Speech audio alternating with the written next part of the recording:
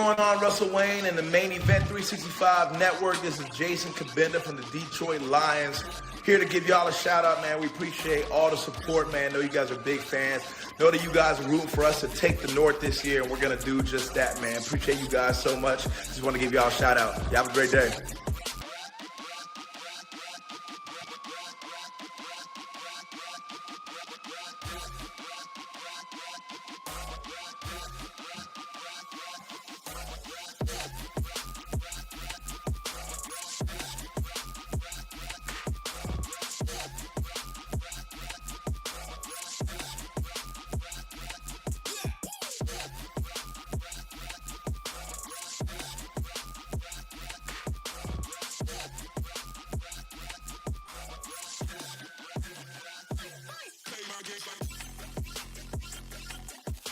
Yeah, come on now. I love that new intro video, buddy. Picking off Karen Rodgers, crushing Bustin Fields. I love the new intro video, Russell. Hello, everyone, and welcome to the main event. I'm your host, Mike, joined as always by our producer extraordinaire, Mr. Russell Wayne. How's it going tonight, Russ? Oh, it's going great, man. I'm feeling good. We started a little bit early. I know this is usually 7 o'clock start, and we are doing the 7 o'clock start with the NFC North open mic. But I got called out by a couple of my friends, Mike, and they're telling me that, oh, I don't know if you're really a Detroit Lions fan anymore. You're covering all these other groups. No, we just like arguing with Packer fans, Viking fans, and Bear fans, and it's a lot of fun. And I hope that you guys do join us in a half an hour to do that. But we're going to start out by talking some Detroit Lions. How you feel about that, Mike? I love it. And I think there is some validity to that because it gets a little diluted sometimes. We are Lions fans, but we do spend a lot of time in NFC North territory, right? And maybe we've neglected the Lions, and quietly behind the scenes, our general manager has been orchestrating maestro moves in free agency. And there's just too much to talk about, Russ. We got to talk about some Detroit Lions stuff. So let's jump into it. What do you think? I think it sounds like a fantastic idea, brother. All right. It's also open mic night here on the main stage. Be sure to put your comments in if you're out there listening at home or in your car or wherever you're at. You can let us know, give us a question, tell us our takes suck, whatever you want to do. That's okay, because I'm riding high right now. Our general manager, Brad Holmes, is a Jedi, my friend. He is over here just reloading. We lost a warrior, and we lost Mike Hughes. Oh, but we gained Cam Sutton and Emmanuel Mosley. We lose Jamal Williams, but we gained David Montgomery. We lose Evan Brown, but we gain Graham Glasgow. These are quality free agency moves that are next level GMs. None of the contracts are hamstringing us.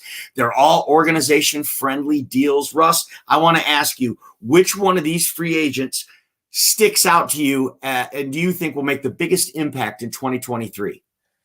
I'm going to have to go with David Montgomery, and I'm not going to go from a talent perspective. What I'm going to do is I'm going to go from what he's going to bring to the table. So when you got like a guy like Sutton, Mosley, and Gardner, all of those guys are going to affect the secondary. So I think they're going to very drastically affect the secondary, but you're not going to be able to say, hey, this guy or that guy more. It's just going to be like, wow, these three guys. But David Montgomery is going to get to run behind a line that averaged 4 yards, almost 4 yards before contact, over 4 yards for a couple of the games. And David Montgomery is frothing at the mouth at the opportunity to run without having to make a move in the backfield. Like, he's going to have people out in front of him blocking. I think this is going to be a career year for David Montgomery, and I think that he's going to do very well behind this Detroit Lions offensive line. Yeah, that's great. And he's never had a line like this, right? Yeah. In all his years in the league. So Russ thinks it's going to be David Montgomery to make the biggest impact. Let us know what you think. Who do you think will make the biggest impact of these free agents? For me, it's the guy you said, who I even forgot to mention, and that is C.J. Gardner-Johnson, the safety coming in. And also, I'm not looking at it from just a talent perspective because he's obviously one of the best safeties in the league. So that alone makes it huge. But for me, it's that personal connection to Aaron Glenn and Dan Campbell. He played for them in New Orleans.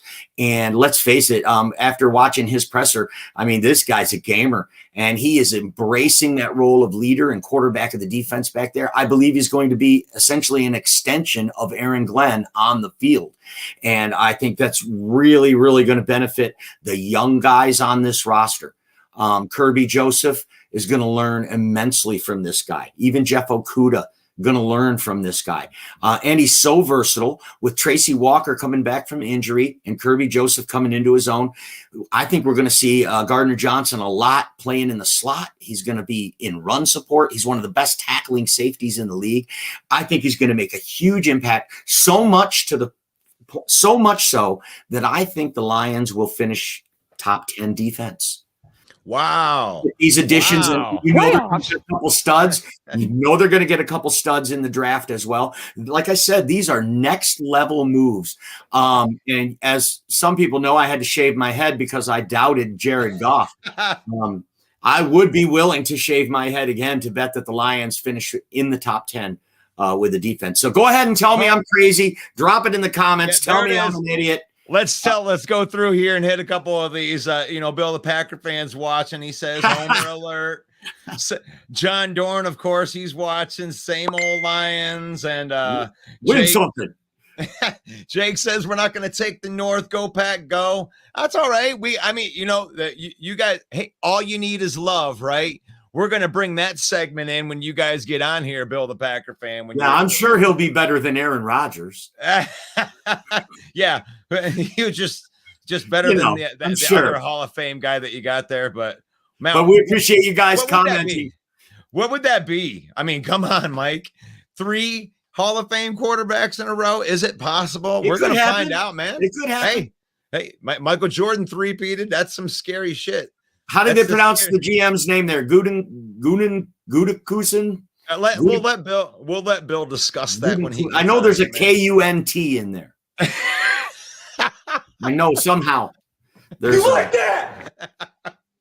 But hopefully we'll hear from those knuckleheads when the NFC North Open Mic night kicks off here at what time? 7:30 or 7? Oh, we're going to do 7 o'clock. It's still 7 o'clock. We're just coming on a little bit early because I think that it was important for, Lion fan perspective. There are a couple of Lion fans that are out there that exist in the world. So we want to make sure that we are able to serve them too. There's going to be a lot more this time next year.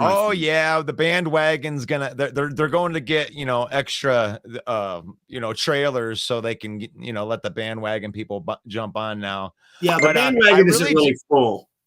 But I do like the cornerback. Let's talk about these other cornerbacks because I think it's undersold how good this Emmanuel Mosley signing was.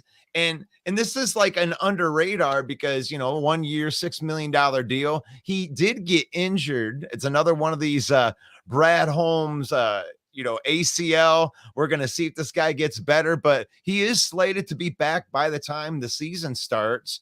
And they were predicting that this guy was going to make $16 million a year by Sport Track because of how well he played. He owned DK Metcalf in that division right there for a 5'11" cornerback. I think that's pretty amazing. What do you think of Emmanuel Mosley? Yeah, I like the signing. I really like the deal. 1 year, $6 million. If it doesn't pan out, no problem. See you. Thanks for the memories. Yep. But in the meantime, he's got to be better than Amani Oruwariye. He's better than Mike Hughes already. Even with half an ACL, he's better than those guys. So it's an upgrade, and it's not expensive. We're not tied to it long term. If we do get some DB help in this draft, which everyone expects we still will, even with these signings, we expect to get some secondary help. Even with some help. We might be looking at a diamond in the rough, a guy that was projected at 16 million and we get him for 6. Hell yeah. Yeah. That's classic Brad Holmes prove it deal right there. Even Gardner Johnson is on a 1 year prove it deal, but I do believe, I think it's so cool with some of these cornerback. It goes deep back. For one, Sutton and Mosley played with each other in college at Tennessee. And And the other thing being Gardner Johnson was coached by Aaron Glenn in high school. I mean, how cool is it that Holmes is making these connections and making these guys just feel like this is a family type atmosphere? Yeah. I mean, and I think that leads us right into the next segment right here. I wanted to set you up. Players are taking pay cuts to stay here for I believe what it is. This reason is this. Talk to me a little bit about why these players are taking pay cuts. High quality players are taking pay cuts to stick around and play here in Detroit. Well, I know the answer you're fishing for is because of the culture and Dan Campbell. People want to come and play for Dan Campbell. That's what all these free agents who are coming here are telling us, coming right out at their pressers is saying, listen, players around the league want to play for Dan Campbell. Okay, that's the obvious answer. That's what's been in the news. But I want to reveal another side of why people are wanting to come to Detroit and why they're willing to cut their salaries. Because the markets are changing and free agency is changing. And security and culture become more important than $2 to $4 million differences to some players. Okay, we've seen the running back position. We've seen the market be devalued terribly, and they predict that it's going to continue to be devalued. Saquon Barkley making $10 million on a franchise tag is probably better than anything else he could get out there in a deal right now in this market. Lamar Jackson at $32 million on a franchise tag is grossly underpaid. So there are some real disparities at these positions and what they should get paid. And the markets are in flux right now. And some players are like, you know what? The market is unpredictable out there. I'm pretty comfortable here. And Dan Campbell's a pretty awesome guy, and they treat me good. Okay, they treat me good. And there's an old saying in business, it's not what you pay them, it's how you treat them. And I think we're seeing that play out in Baltimore on the negative end of the spectrum. And we're seeing that play out in Detroit on the positive end of the spectrum. How you treat them inevitably will win out. I love that take. I do. I really do. I'm going to offer a different thing. Flaboom GT and I were talking a little bit earlier today, and it got brought up that I think that this whole culture thing is infectious, but the whole pay cut type of thing started happening after Ben Johnson turned down the job to get a head coaching job. And I think that, and we were talking about this, and I think that you might be able to agree with me. It kind of sent a shockwave down through and be like, my gosh, this guy sacrificed for us to stay here where he could have got this better job. Yeah, I want to win here. Yeah, I want to win here. Romeo Okwara. Yeah, I want to win here. Charles Harris. Yeah, I want to win here. Haloti Puti Vaitai. These are guys that we were told, hey, you should just cut these guys because, well, we could save all this money, right? Well, the fact that they took pay cuts made it so not only did we save more money, but we didn't lose the player. We didn't have to replace the player. That player becomes depth, and they opened up the cap space. So I think that Ben Johnson has a lot to do with why a lot of these players are being sacrificial, because, what people see is what they do. Right. No, that absolutely sent a message to the entire league when Ben Johnson said, take me out of the running. Before he even had his first interview with a couple of the teams, he pulled himself out and said, you know what, I'm good right here. And again, maybe there's something to do with that, with the volatile market. Maybe, owners don't want to. Sheila Ford gave out a 6-year contract to Dan Campbell, but these owners aren't shelling out 6-year deals to coaches either. So Ben Johnson goes to some team, tanks out. He's out. They fire him. Ask Matt Rule. And maybe that plays into it too, but I think your point is well taken. It did send a message, like a wow message. Wow. This guy is willing to stay there because they're really building something there. And it's nice to know. And I want to make another point before I forget. How we said, yeah, we lost Jamal, but we gained Montgomery. Everywhere where we do lose a player, when they don't re-sign for less or they can't work out a deal, Brad Holmes is sure to upgrade. When that person goes out the door, like you said, you got to bring someone else in, right? and he's bringing in a higher quality or at least equal quality of a player. And one that we didn't touch on was DJ Shark, wide receiver who the Lions were not able to walk. He ends up signing for half of what he played for in Detroit last year with the Carolina Panthers. And it makes me wonder, with this trend that the Jedi Brad Holmes has been doing by upgrading everybody that walks out the door, is there a receiver coming? I mean, there's been some chatter in the back chats, and there's been some chatter on radio and things about, DeAndre Hopkins, OBJ, just wishful thinking, right? Maybe in the draft at 6, the Lions could take Quentin Johnson or something like that. What do you think about that, Russ? You think a wide receiver's in the works? Also, Brad's cleared up a lot of cap space. He could sign a big splash receiver. Do you think that's something that could be lining up here? I don't put anything past Brad, but I'm going to say no, because I want to put a shout out to the Rocked On podcast. We got into a little exchange today about Jamison Williams. Said that last year that he was immature, and that's why he didn't move up the depth chart. And I disagreed with him. And I said, I think he didn't move up the depth chart because he didn't earn that yet. I mean, he didn't do enough to get ahead of Shark, Raymond, Reynolds, and Amon-Ra.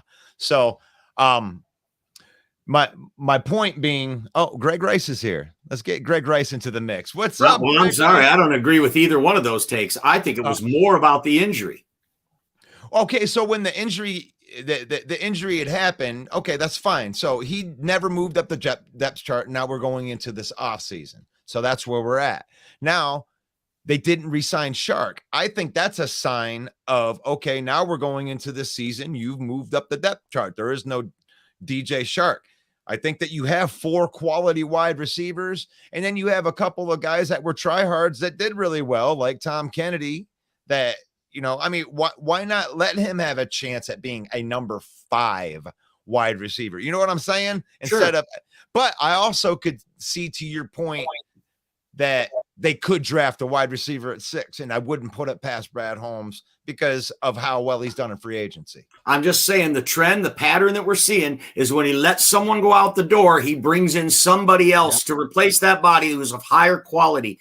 And DJ Shark has not been replaced yet. And we'd like to welcome to the program our great friend, Mr. Greg Rice, the West Coast stat master and the biggest Lions fan I know west of the Mississippi River. How's it going today, Greg? Things are going good, man. Things are going good. A lot of upside, a lot of positivity. Good vibes today. Yeah, well, you're out there in California with all that vitamin D, so you're probably in a good mood most of the time, I would imagine. Something like that. What do you think, Greg? You think the Lions got plans to bring in a receiver from free agency or maybe draft one early? It's got to be one or the other. Me and Russ spoke about this yesterday. So, look, I know Lions fans were kind of, there's a little bit of a tear in the fan base in regards to DJ Shark. Look, there's no way around it. He came on in the second half and was a big-time option, a big-time playmaker for our Detroit Lions. So to just outright, in my opinion, to outright open up and say, we don't need to replace that type of production. JMO steps in and immediately gets it done. That's an expectation. That's not a guarantee. That being said, I do see JMO by midseason possibly usurping Amon-Ra St. Brown. But, like I said, speaking to Russell yesterday, look, I love Leaf and I love Tom Kennedy. I don't mind them at the 4 and 5 depth spots on our wide receiver depth chart for maybe a month or something if an injury happens. If we're talking all season, I just – like I said, I love both the guys. Leaf and Kennedy have always stepped in and have always done their best and given their best. And they're great guys. It's just me personally, with the way this league is, with the wide receiver injuries we've seen with this team the last 2 years, I absolutely don't mind if they pick somebody up in free agency or draft somebody. If they take Quentin Johnson from TCU at number 6, are you going to be happy or are you going to be mad about that? 6'4". He's 6'4". He hasn't run a 40 yet, but they predict he'll be sub 4.5. He's 6'4". He's a burner, though. He runs past people on tape. He's a long strider. I mean, you wouldn't love to see that. You don't think that would really complement our wide receiver core? Oh, bring him in. At 6'4", ooh-wee. That fills that need that DJ Shark just made and alludes to your point. Right. I get it. We need that big, deep, contested catch player, wide receiver. We just don't have that. We have our burner in and Jameson Williams. We have our sure-handed, more in the slot guy, Amon-Ra, that you could put him anywhere. Man, bringing that guy in there, ooh-wee, that'd be beautiful. If you had a legit X and Y out there and you put Amon-Ra in the slot every down, he would be the best slot receiver in the entire league, hands down. Right now, he's got to be the one. Yeah. Okay, he's got to be the one. So, I mean, you get a guy like that. I think, and also what really got me on this was I saw a list of players that the Lions had met with. And they met, Quentin Johnston was on that list. And I started thinking, wow, following these trends, maybe this is something that's lining up. This Brad Holmes is a Jedi, though, man. No one knows what he's thinking. No, he's got everyone fooled. No one's accurately predicting. I don't care who you are. And draft day is going to be so interesting. Yes, what's our next topic, Russ? Well, I wanted to throw something back at Greg right here, too. It's like, I think that Brad Holmes has done such a good job in free agency. Like when we started, when they did the Sutton and the Mosley signing, which I loved. I was good with that. And that being all that we did going into the draft, 2 firsts, 2 seconds. Like, I think that he really did seal up all of the weaknesses that we did have in the free agency. So Agreed. does it make it so we just got free reign? Is it really actually best player available in this draft for the Detroit Lions? Yeah. And that alludes to what Mike was just saying. If Brad Holmes loves Quentin Johnston and he wants to pull the trigger, get your thing done, man. Like, you look at our roster and look, could we use upgrades in a few spots? Obviously. But do we have any glaring holes? We don't. I just don't see it on this roster. Right. And as compared to the rest of the NFC North and what they're going through, like, we may not be the best at any specific position or any specific position group, but I think we are the best well-rounded team, and we got a lot of depth and a lot of key returning veterans who know the system already, and that's so big in terms of continuity. Agreed. So John Simeon says that these are only 1-year deals. That's legit. I mean, but how many of them are 1-year deals? The bulk and the core of the Detroit Lions team, and this is what should be scary to the rest of the North, is that the best players on our team are on rookie deals right now. And these guys are just drafting. They're just dropping talent in here. And they just filled up the back end of that defense. And the front end of the defense broke the rookie record in sacks. So if you have the front end working and you just fix the back end, I'm thinking that defense, I like your call of a top 10 defense. I would expect it to be drastically improved next year. Right. And John, thanks so much for the comment. And I think you've got a real valid point there with them being 1-year signings. Gardner Johnson's on a 1-year, Mosley's on a 1-year, but you know who's not? David Montgomery. He's on a 3-year deal. And Sutton. And Sutton's on a 3-year deal, right? Yeah. Right. Yep, so that's two. And there's not long term. They're not 5-year deals or 4-year deals. So, but that's definitely a good call out. These 1-year prove it deals. They're good for the organization, though. They don't tie you down if he gets hurt or anything. Yeah, and Brad Holmes also follows through with those 1-year deals. If you actually follow through and prove it on one of them prove it deals, he actually extends you. Maybe not to a 5-year deal, but he'll give you a 3-year deal and rewards you for playing well and working hard. Alex Anzalone just worked off a 2-year contract and got 3. So I love you, John Dorn. Are you coming on, man? You should definitely come on and argue with us. You seem like you're on fire tonight. I want to put a shout out to Jake.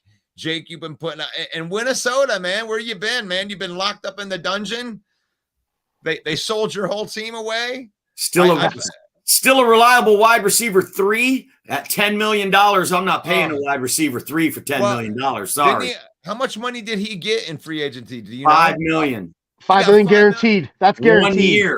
1 year, $5 million. Yeah, so it might be a little bit more, but the $5 million is guaranteed.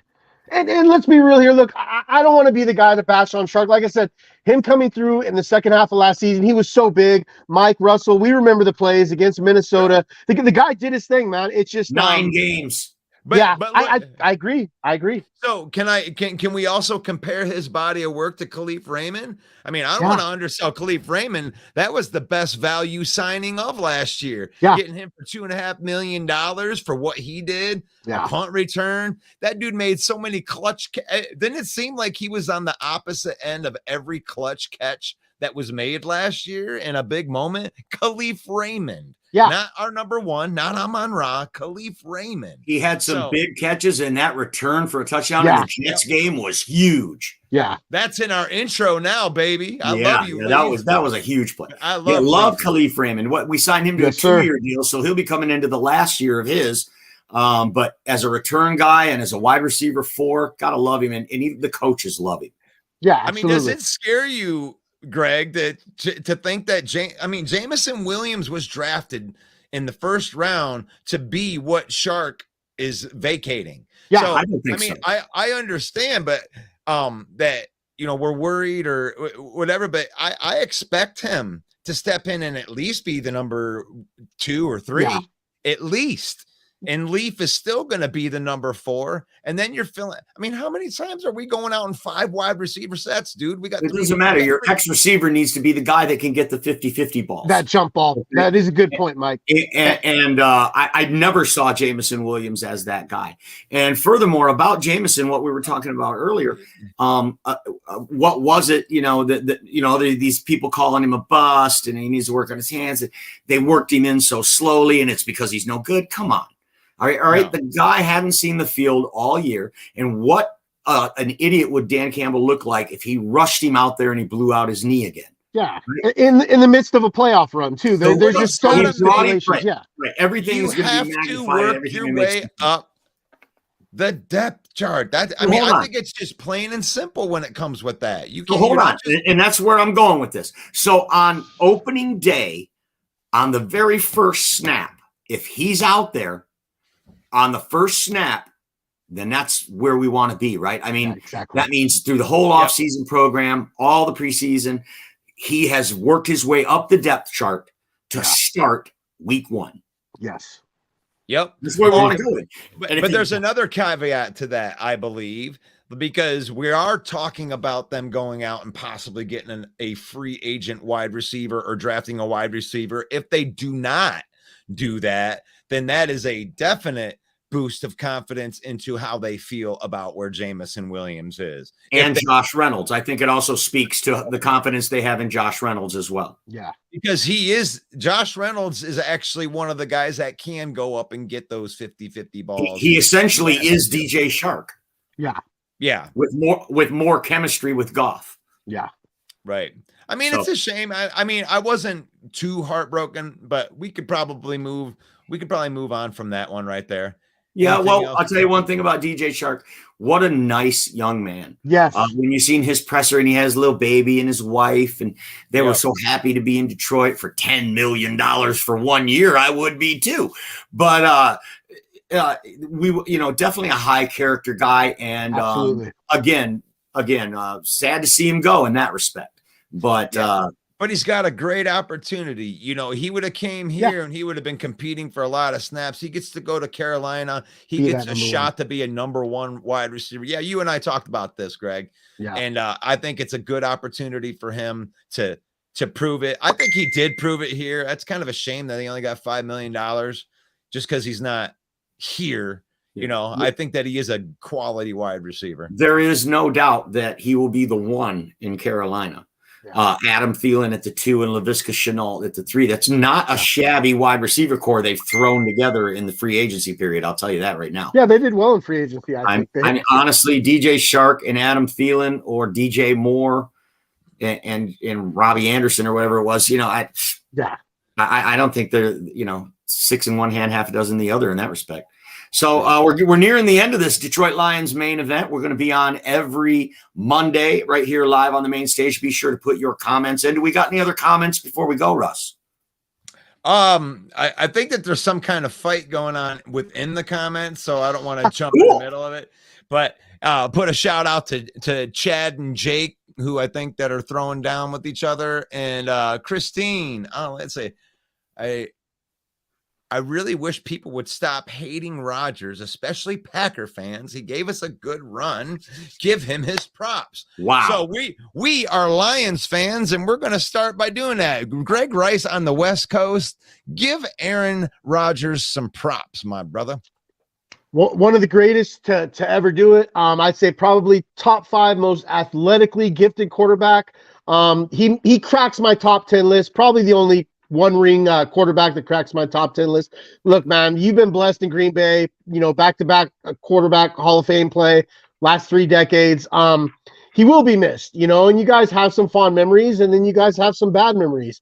I really think it's the best for your franchise at this point just to move on before you don't get anything for him, though. So in the end, it's kind of a catch-22. What do you do? I mean, you don't want to root for the guy, especially if he affects your draft status next year. But yeah. Oh man, if we start talking about Aaron Rodgers and then Bill comes in, you know it. Somebody must have put the big Packer symbol in the sky. We need you, Cheeseman. Yes, Cheeseman to the rescue. What up, Bill? Now, what's going on, fellas? What's going on? Before we interview the Jolly Green Giant here, I want to say thank you to Christine for putting in that comment. But Christine, I got to tell you, Aaron Rodgers deserves every single bit of the hate that he gets. And don't think for a minute that he doesn't. He relishes it. Not only does he deserve it, he wants it, and he thrives in it. And he constantly manipulates all of us with it, and he's just flexing his muscle to show how in control he is. So I appreciate your take, Christine, but I think you get what you deserve in this world. It's time now to bring in our favorite opponents, and that is Minneapolis, Minnesota, representing the Minnesota Vikings. It is our good friend Jamez. How are you, Jamez? What's going on, man? I've been tuning in, man, just checking you guys out. And yeah, she ought to know that. She talking about hating Rodgers like the motherfucker don't bring it on himself. Now I do get it. I am with her on the far as she's saying when she says Packer fans, because there's a lot of Packer fans trying to turn on him all of a sudden like they haven't been drinking his damn bathwater for a past decade. That's the Packer. Now, see, if you can't just give him his props and say, good luck wherever you go, Aaron, there might be something wrong with you, because he's at least deserves that. Yeah. Good take, Jamez. Next member of our headliner panel, the man is practically a celebrity. He's got more followers than Harry Styles, and he's here on our show with his gaggle of green sycophants. And we appreciate you coming in. It's Bill the Packer fan. How are you, Bill? What's going on, man? What's going on? Hey, I just want to let you guys know, before we came on, I got a little breaking news from Vikings North. It's a Vikings website page, and they claim Kirk Cousins offered to take a pay cut and give an extension, but the Vikings gladly declined. Good for them. That's true. That's true, Bill. That's true. Good for them. I thought it might have been. Yeah. I thought it might have been bullshit at first, but then I saw it on like 5 different sites. Yeah. Right on. Thanks for joining us, everyone. This is the NFC North Open Mic Night. I'm your host, Main Event Mike, joined by our headliner panel here on the main stage. Be sure to put your comments and questions in the comments and let us know. We'll kick it around the panel, try to get an answer for you. Newest member of our panel, representing the Mustache Mafia in Chicago. It is the Godfather, Mike the Bear fan. How you doing, Mike? Pretty good. Yourself? I'm good. Thanks for asking. Oh, and a late addition, Ken Bear Down Doby in the house. Chicago Bears represented ×2 here. You got more Bear fans on this panel than the Bears have quarterbacks. Tied. I don't know. That's a lot of quarterbacks I've seen over the last 3 decades. And then also joining the fray is our good friend, not really John Dorn. How are you, John? What's up, John? How's the same old Lions? There you go. Same old. That's what we're going to put on your tombstone, John. Here lies John Dorn. Same old Lions, Fields garbage. No, Fields. The sad part is, by looking at you, that'll probably be next week. Yes. Oh, you guys are great. All right, let's start with you, John Dorn. What have your Packers done this week in free agency? Bill will let you crutch him on that one if you have to. See, what's nice about having a great fucking roster? You don't have to worry about that kind of shit in free agency right now. You can wait till later. Our roster's fucking set pretty much right now. We got 10 picks. We're not worried about it. We got a couple little holes. That's it.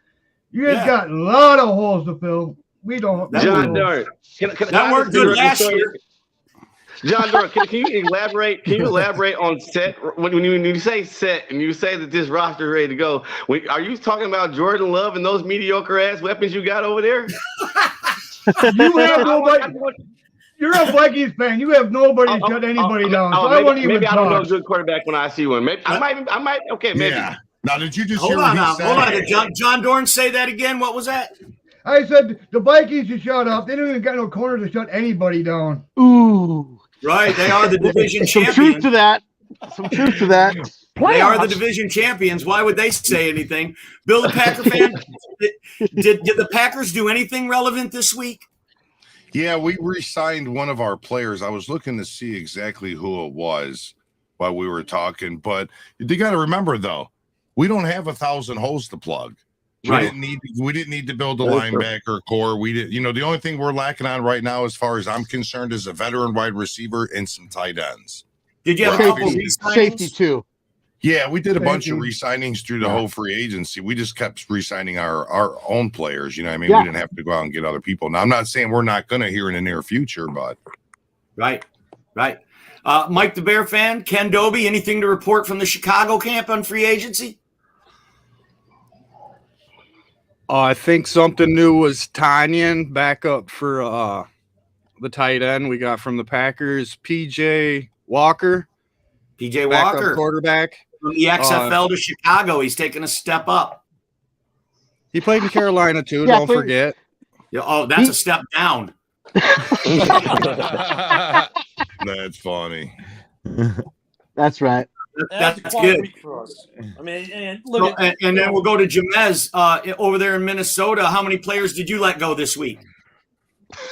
On the let go part, I didn't see many on the let go part. Yeah. But I want to go back to John. He said no corners. I want to let you guys in on a little secret. Even though I like the Cam Sutton signing, I'm a little shaky on the Mosley one, seeing how he's coming off the torn ACL. Dude, Byron Murphy, we've signed the best corner so far out of the North on the offseason, bro. I'm going to stand on that right now. I believe Byron Murphy's probably the best corner signed so far in the North. What he can bring to the man coverage game with off the scheme Flores likes to run, I think he's going to be. Now, we do need another one. I'll say that. We need another one. But that was a damn good signing. There was some questionable ones, even though they see something in this Davenport guy that obviously no one else sees. But maybe Flores feels like he can work with the guy and bring, use his technique or something. But I think we're prepared. We're prepared over here, man. And I love what the GM's doing, man. He's got a little bit of a mess to clean up, and he's making sure that all he's got to do is survive this year, man. I think we've got enough this year to still be the best around here, or to at least contend for that top spot. At least contend for that top spot. But the year after, you motherfuckers better watch out. Hey, you barely have Hold on. Jamez, I've seen a bunch of mocks where the Vikings are taking a quarterback at 23. Do you think the Vikings are going to take a quarterback at 23? I tell you what. If Will leave it somehow slides down there because other teams need other stuff, we better be grabbing one. We better. Or if Henderson Hooker's there, maybe we grab one. Damn it! Yeah, but if that's right. not playing with us, we would need some serious help. I don't think there's going to be a guy there worth grabbing at 23. To be honest, unless Will leave it somehow slides, bro. I don't see us doing that. It doesn't really make sense right now. We do need to start thinking about life after Kirk Cousins. Like Bill said, Kirk Cousins offered to take a 3-year deal. He said he'd take a nice pay cut. The Vikings said no. We'll just create this little $16 million real quick, and we're going to let this ride out. That lets me know that if they don't feel like he's taking us places this season, he's probably not going to be the quarterback next year. Don't you guys have some moves to make still, because you're barely in positive money? You still don't even have your draft class covered. The draft don't you still got to do? Don't you? Do you want me? Are you finished? You want me to? I think June 1st for that. I think June 1st. Competent guy that knows what he's doing right now. Let's hear from Ken Doby, because we're still early in the program. We've got a lot of time. So Ken, tell us quiet week of the moves Chicago has made. And it was a perfect week for me to go to chill out in Puerto Rico because it was dead for signings. I like the Tunyon signing. I like that he's a hometown kid. But I mean, we saw that quick flurry and then nothing. So it's going to be nothing for about the next 2 or 3 weeks. We'll get some random signings here and there. And, of course, now it's Lamar. And, of course, Aaron Rodgers is still a Packer. So we're just going to hear that for the next 2 or 3 weeks leading into the draft. Okay. I'm glad you brought that up, Ken. We'll start with you on this one. Lamar Jackson dominated the headlines today. It's not NFC North related. I certainly don't see him coming to any NFC North team either. But let's talk about Lamar Jackson for a minute. And I want to ask you, Ken, is Lamar hurting himself? Or what's your analysis of the whole Lamar Jackson situation? Well, this is why you have an agent, because he's probably taking what they're saying personally when it's business. Yeah. I mean, if they come to him, they say, hey, you don't finish seasons, so I'm not going to give you X. He's taking that personally, whereas if you had an agent, it's conveyed differently. But it affects the North.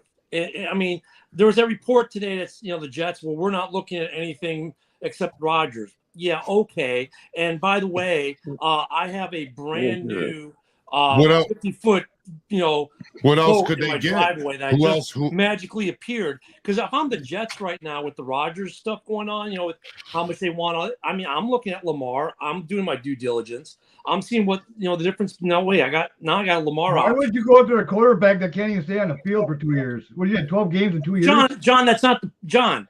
These are fucking whack, man. They're fucking Rodgers. I get it, but if I'm the Jets, not even Jets, fucking worth grabbing right now. John, it doesn't matter. If I'm the Jets, I now have more leverage with Green Bay because nobody has the Packers don't got no leverage. The fucking Jets don't got no leverage. You just got to get the Jets have all the leverage because the Jets can. How the hell they got all the leverage? Because they can say no. They're not stuck with Rodgers on their roster right now. That's how they have. It's kind of like your motorcycle, John. Like your motorcycle is like what little kids ride. That's what the Packers have in leverage with the Jets. Because the Jets, you said they can always back out, huh? They publicly say, "Oh, we're not going to look at Lamar." No, they're going to look at Lamar. They're doing their due diligence. So it affects the North. Lamar does because. No, what happens? Okay, what happens if they don't get undone by the trade and then it goes down on June 2nd? Okay, it helps us for cap wise. Then all of a sudden, oh my God, another team fucking quarterback got hurt. Oh, guess what? You know what I mean? I can explain that one to you, John. And John, you know what? I can explain that one to you, John.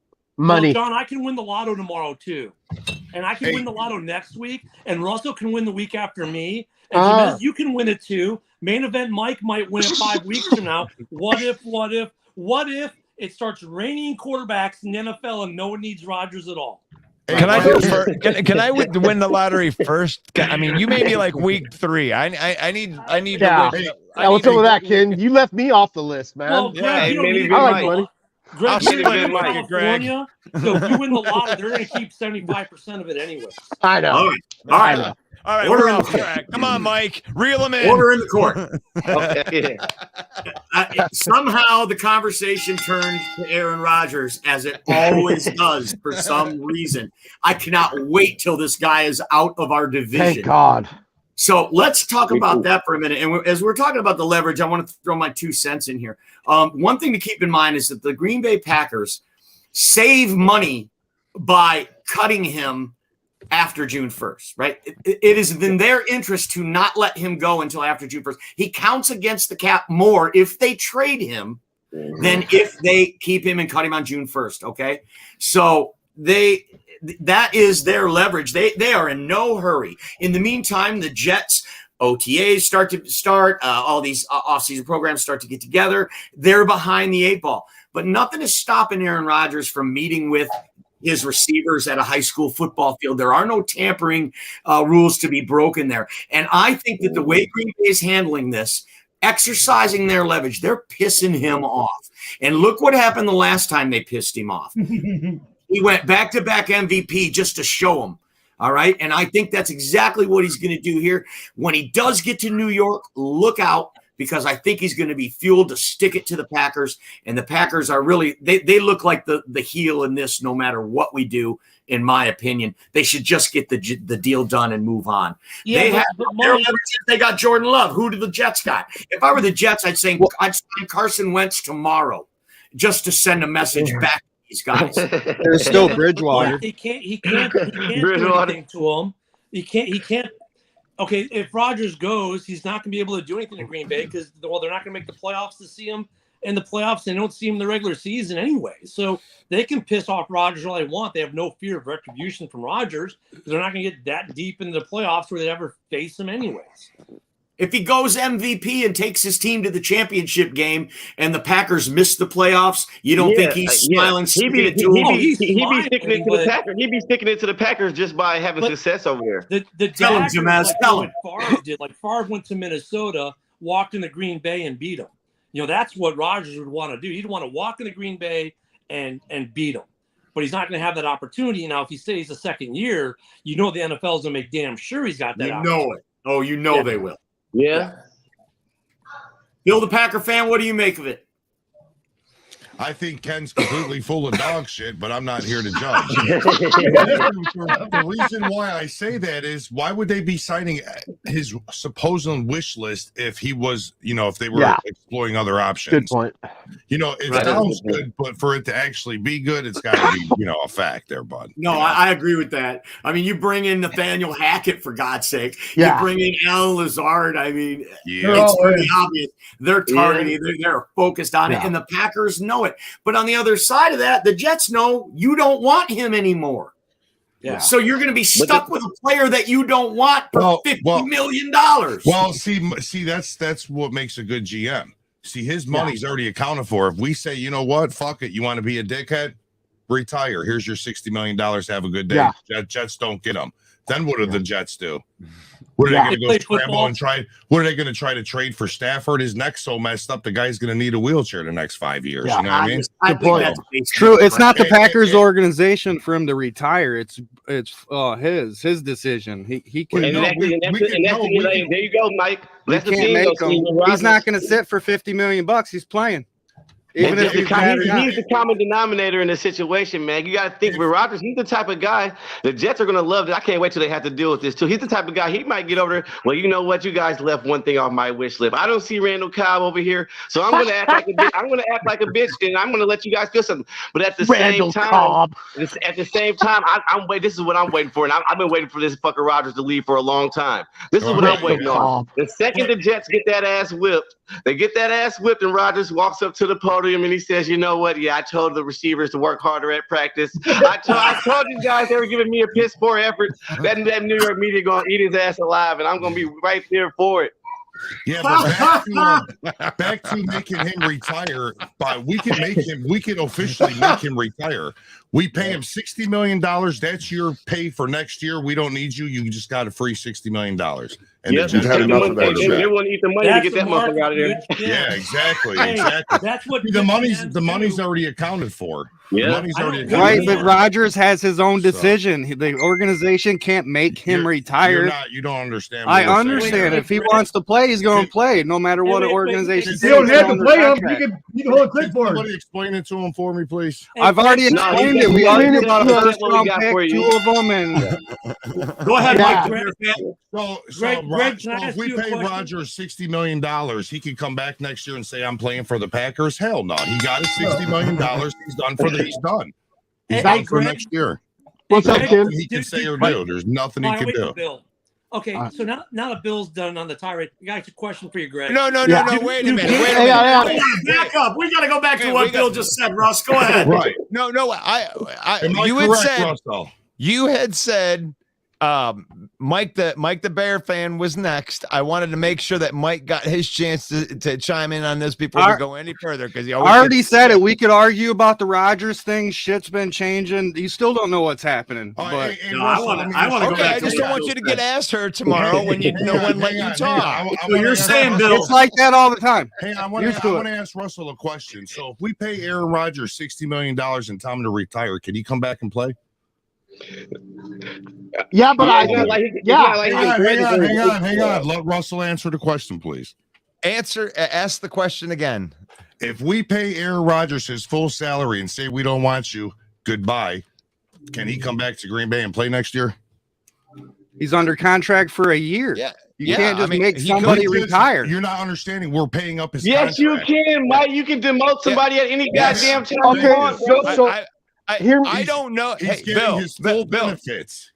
Ken, can you answer that for me, please? I'm sure you would know that. Yeah, I'll answer it as I ask Greg my question, because so if they pay him and cut him, then after they cut him, he's a free agent. He can go wherever. They're still paying Well, him. Greg, that's not true either. You guys, he has 2 years left on his contract. Exactly. That's not what Bill's getting at. That's not what Bill's getting at. It's a whole They different pay angle, bro. him. If they pay the contract, they've given write the check. Here, you're paid, and the money's in his account. Then they cut him, as in the Green Bay Packers cut him from the roster. Once they cut him from the roster, he has no more obligation to the Packers, which then leads me to my question I had for Greg Rice. Because Greg Rice, would you believe that a good GM would pay a guy $60 million and cut him, or just let him sit on the bench for a year? Well, I'll put it like this. So Aaron Rodgers has 2 years left on his contract. So it's a big difference between cutting him and him retiring. Now, what could happen is if he retires, they're paying him no matter what this year. But if he decides to come out of retirement, he is still obligated with that 1 year left on his contract, you guys. Now, if he's cut, then they cut him off. They eat the salary cap this year, next year. It's two different dynamics, you guys. Yes, two different things. Now it's not the same situation with Andrew Luck where he kind of retired suddenly, and the Colts were good enough to just pay him the rest of his money. I don't think Aaron Rodgers in good standing with the Packers like that. So if he decides, I don't think they would do that either. I don't think they would. If he decides to retire and then sometime in the future unretire. He is still obligated by a year under contract with the Packers. He'd have to come up with some sort of settlement. Like there's a lot more to the dynamic than just cutting him and we're done, or him retiring and we're done. And Bill, to your point, they would have to pay him for 2 years. They'd have to pay him for 2 years. So wouldn't that be like $100 million? I was actually even if Rodgers were to say, you know what, no, I don't like the trade. I'm not going to the Jets. I'm staying here. He can't force Green Bay to start him. They can at least say, you know what, you're getting your money. Your ass is going to be right here on the bench. You really think he's going to sit bench? They're going to make him sit bench for $50 million? Nah. No, I can hold the clipboard for $50 million. Depends on how they feel about Love. I don't know. No, Mike's right. He wouldn't sit on the bench. His ego's too big. Yeah. That's what I'm saying. He would retire. I agree with you, Bill. No way he retires same year as Brady. His ego's way too big to sit on a bench, dude. He's not sitting on the bench for nobody. Yeah, no, but I'm saying he wouldn't. Bill, take like 45 seconds and give us what you think is going to be the deal here. What I'm hoping for is I don't believe we're going to get a first round pick because they're fighting tooth and nail. I think we're going to hopefully end up with them 2 second rounders. I think it was like 43 and 45 plus our second rounder, because if it ain't this year, their picks next year aren't going to be that good. You know what I'm saying? I mean, it's Aaron Rodgers. He's going to go over there and he's definitely going to dominate something. He's not going to be no scrub in the AFC. So I predict those picks to be garbage. So I'm hoping for those 2 picks and maybe, I don't know, a receiver. They keep showing different receivers online that they could possibly throw in the deal. Alan Lazard. I'm good with that. But I mean, it wouldn't even surprise me if, like what we talked about last week or on Friday on my show, what if we package Bakhtiari with them? You know what I'm saying? You're going to give us that first plus them 2 seconds and maybe a player? Now that I'd be down for. I'd sign up for that today. You know what I mean? The best man in Aaron Rodgers' wedding. Send him too. And then you draft the best tackle to replace Bakhtiari that's in the draft. You know what I'm saying? Yeah. Boom. Now you got a cheap tackle for some years, you know? Yeah. The problem with that though, because one of the things said Bill for president, maybe Bill should be the GM of the Green Bay Packers. That's actually pretty good. Hey, I'm down with that. That's right. I like that. It sounds logical. It wasn't too overboard. Like some of these Packer fans are completely overboard thinking they're going to get like 2-3 first round picks. And it's like, come on, guy, this isn't going to happen like that. So it's good. In the beginning, it did sound like we were going to get a couple of first round picks, but when you sit back and think about it, what if Rodgers really retires after a year? You know what I mean? Yeah. No way he retires same year as Brady. No way. I'm saying after. I'm saying after next season. See, that's the thing. I think that's why the Jets owner flew down there, talked to Rodgers, see if he can get him to commit on the side for 2 years. Like, hey, can you at least play for us for 2 years? Yeah. Then we know what we can trade for. Right. At least give us that window. Right. Woody Johnson. That's the owner of the Jets, Woody Johnson. Okay. I just seen euphemisms for a penis. How'd you like to have that as your name? Right. Hey, Woody Johnson. Hey, so Jets were in contact with OBJ too, man. They're really pulling out all the stops for Rodgers. Yeah. It'd be interesting to see if OBJ gets there. I mean, how much more could they provide for Rodgers? Like if he's holding out for Randall Cobb, then I mean, he's no LeBron. He's not that type of GM. So yeah. You got to figure Hey, too. don't surprise me if Cobb goes there, bud. And you got the GM that actually. There's another component swinging this deal, though, and that is the Jets have to clear some cap space. The Jets have been hovering right around 10, 13 million in available cap space. They don't have enough money right now to absorb Aaron Rodgers. So that's got to be part of the, I think part of what we're seeing is there's that compensation as far as picks. But as far as the Jets are concerned, they got another issue to overcome. It's not just, do we give you a second rounder or 2 second rounders or, the Bakhtiari, I love the Bakhtiari idea. That's a good idea for them. Yeah. They love each other. But the problem then becomes, and even though Bakhtiari just restructured his contract, which would be friendlier to that kind of situation, the Jets still have to have enough money to absorb Rodgers, let alone Bakhtiari. So that's where we're coming into too, I think, is the Jets going to want, I think they want Green Bay to eat some of the money. Like, look, you signed this weird contract with it, 50 million of the 60 on 1 year. They're already taking 40. But it's only, but Ken, it's only 31 mil toward the cap. The rest are bonuses and stuff. Yeah, but they don't even have. So really, that's pretty cap friendly. The Jets have like 12 or 14 million of that left. They have to spend on the cap. Yeah, they got Rodgers just under 9. Yeah, Rodgers came out and said you restructured his contract for him, though. That's kind of why I think a player is going to be involved, because it's going to relieve their cap of that player's salary. You see what I'm saying? Well, I do, Bill. That's all you got to do is throw a player in there. Right. Because the Jets got $9 million. Maybe 2 players. Shit. Just over. Well, I was wondering, like, why doesn't Rodgers, because there's also, Rodgers says, I'm open to restructuring my deal. Right. Yeah, he okay, did say cool. that. So do like we see back in the day with like NBA and some of that, like a sign and trade. So as part of the deal, he does a sign and trade, and maybe spread the money out over 2 or 3 years, and that helps the Jets because it lessens the impact of what they got to free up this year, but then also maybe gives them a little bit more of a guarantee that he's going to stay for 2 or 3 years, because the bulk of the money is this year. And the second year is a pittance, comparatively speaking. So now if it's spread out, that gives the Jets a little bit more of a warm fuzzy to give them that second round or the 2 second rounders you want. I'm thinking maybe they get 1 right now because of the money situation. But if they help them out on the money situation somehow, some way, maybe a sign and trade, or maybe we eat some, then they get that second round pick. Yeah. Well, so Mike, you think that that this is just what Rodgers wants, right? Like this, he just loves this charade. The circus is in town, and the ringleader Aaron Rodgers is right at the forefront of it all. That's what you believe, isn't it, Main Event Mike? Not. I mean, generally yes, but I think in this instance, not particularly. It's all about the Packers don't want this deal to go down too soon because it saves them money. They'd be stupid to make this trade right now.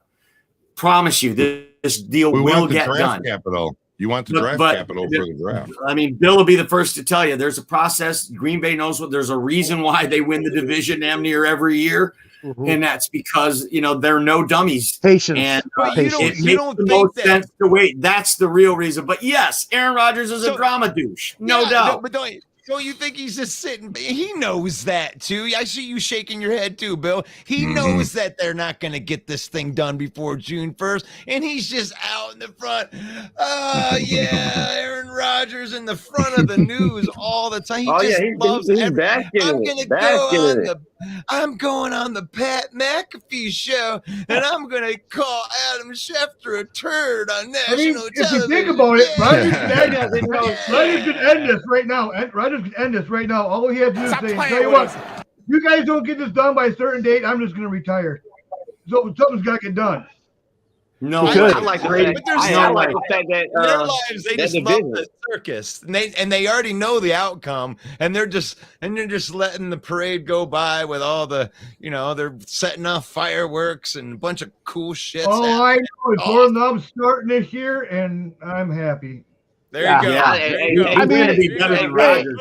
Greg, I like the fact. Go ahead, Greg. I mean, if I could just tap in on something, man. Look, I just hope so. Look, we all remember the fiasco when Adam Schefter reported on draft day that Aaron Rodgers was wanting to trade, and then essentially every draft pick for every quarterback needy team, it didn't even become about the player. And the way I look at it, you guys, is this is these kids, these young men, greatest day in their life being drafted to the NFL. And I remember that draft being absolutely taken over hostage situation by every quarterback needy team. Is this a team that's going to trade for Aaron Rodgers? And they weren't even talking about the draft prospects so much anymore. So I just hope that really doesn't go down this year. And if they get the deal done, that they kind of stay focused on the draft. I don't know, though. We'll see. Well, if we go with what main event Mike is saying, though, it kind of shifts leverage, because I get it, Mike. You're saying the Packers save significantly more money by waiting until June. Great, but now they're getting to get those draft packs that even Bill is saying next year are probably going to be garbage, because if he goes there with that team, they were already kind of a playoff contending team. Now they're, you're talking it's a bottom half of the round versus a front half of the round pick that they're not going to get what they want. Like, you might get the 2 second rounders next year, which could be let's say the Jets win the Super Bowl with Rodgers and he gets a second ring after leaving Green Bay. Now they're getting the last 2 picks, or at least one of them is the last pick in the second round, and whatever the other one is. Well, they wouldn't have 2 next year. But you know what I'm saying? So I mean, what's the leverage? Saving some money to get crap next year. They want to draft picks in this draft, which is heavy in certain positions like cornerback and tight end and stuff like that. They don't want it next year to be, and what's going to be a crappier pick than what they can get this year. Right, and that's what Russell Wayne's take was. He believes that 13th overall pick in the 23 draft is the linchpin of the deal, and the Jets want to draft a left tackle with that pick to protect Aaron Rodgers, because they do have some holes on their offensive line. So I think that's a great theory, that 13th overall pick in this year's draft could be what's holding this whole thing up as well. Yeah, absolutely. I think Rodgers going over there, man. I like how it shakes up that division. See, the motherfucker Josh Allen think he has a cakewalk coming. Miami's getting better. Aaron Rodgers gonna come over there and dance with his ass. That division's gonna be a tight little run over there. Rodgers gonna shake that motherfucker up. Josh Allen, you better come with it. No more choking. Choke artist. Hey, he's gonna be in a rough I told you guys division. about that guy a long time ago. You are absolutely Aaron Rodgers right. was the clear cut. He was the clear cut best quarterback in the North, in my opinion. As much as I hate him, whatever, you got to respect that he's probably the best quarterback in our division. And I think, to your point there, he goes over to the AFC East, and is he the best quarterback? Does he become the best quarterback in the East? Is he better than Josh Allen? Is he better than Tua or Mac Jones? What do you guys don't think? have to be, Mike. Greg Rice, I want to ask you, does Aaron Rodgers become the best quarterback in the AFC East when he gets to the Jets? Greg. I mean, I'll say this at this point of his career, no. But to allude kind of to what the whole shakedown is with this, he didn't have to be. That roster is stacked. I've talked to Russ, I've talked to you, Mike. They're literally a left tackle and a quarterback away from being a top 4 team in the entire NFL. I think if they're able to address both those issues, they are absolutely in play to challenge a Buffalo team that has kind of had their way in kind of a weak division. Miami's gotten better too. I'd actually say that Miami and with an Aaron Rodgers trade to the Jets, granted they pick up a left tackle as well, are the 2 best teams in that division. Yep, I agree. Yeah. Well, if you ask John Dorn, Aaron Rodgers isn't even the best quarterback in Green Bay. So that's where he wasn't. No, that's where he wasn't. Yeah. He says, as great as Aaron Rodgers is, he still comes off as a privileged, spoiled child. Green Bay got fed up with his antics. I'll buy that. I'll buy that. Yeah, I buy that as well. You can say what you want, man. To me, I'll just end it with this. When you pick up 2 rookie wide receivers, and essentially that is what they went out and got Green Bay last year. I know there's just back-to-back MVPs. I don't have to show up for voluntary camps. Like, come on, man, you got to go out there and build chemistry. You see it every year in the offseason. All these quarterbacks go out there with their young players and build this chemistry, this sort of bond. And Aaron Rodgers didn't do that last year. with that. I don't know. I think the sooner the Jets get a deal done, the better it is. And I'm sure that Woody Johnson, Joe Douglas, and company talk to him like, hey, man, if we get you over here, we're going to need you to build a rapport with these guys. So yeah, I was thinking a thing about young receivers on the Packers that they feel a lot more comfortable around Love than they do around Aaron. Just because you'll do an audible, and it'll be like from 3-4 years ago, and the young guys are going like, what the fuck is he talking about? You know what I mean? Yeah, I remember seeing quite a few Packers games last year. And that's why Aaron Rodgers, he lacks the leadership skills, bro, like Brady and some of these other guys. Peyton Manning, he comes in there on the strength of, I know how to do my job well, and that's all I'm doing. I ain't helping, I'm not lifting people up. I'm not helping the backup quarterback take my job. None of that type of shit. I'm coming in here doing my job well. And if you're not doing yours well, especially if you're on this offense, I'm going to let the media know it, damn it. It's not me. Is that Kirk Cousins' problem too, or what? No, Kirk Cousins lifted a goddamn 31st ranked defense, buddy. I would hate to see Aaron Rodgers with a 31st ranked defense right now. What is Baltimore? Kirk Cousins' problem is he sees 8 yards as 3 yards. He got a little blind on that one. Hey, that's right. Detroit Dom's up in the house. Perception is off. Hey, Mike, Detroit Dom's up in the house. Let's get him up on the front. All right, new subject. All right, new topic. Finally, it'll be a good time to bring up Detroit Dom and introduce Nostradamus. I think did he get thrown? Did he get thrown out? Welcome to the show, Nostradamus. We love you, Dom. How are you? We love you. Right. Damn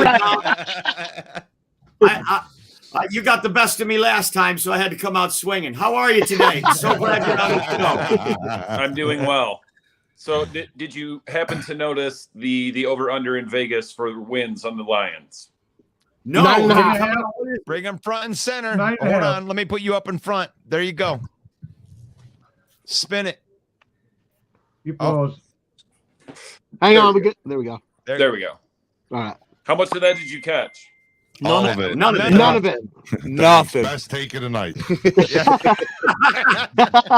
What's up, Dom? I said, did anyone happen to notice the over-under on wins for the Lions? Yeah, 9.5. And what have I been saying for 2 months?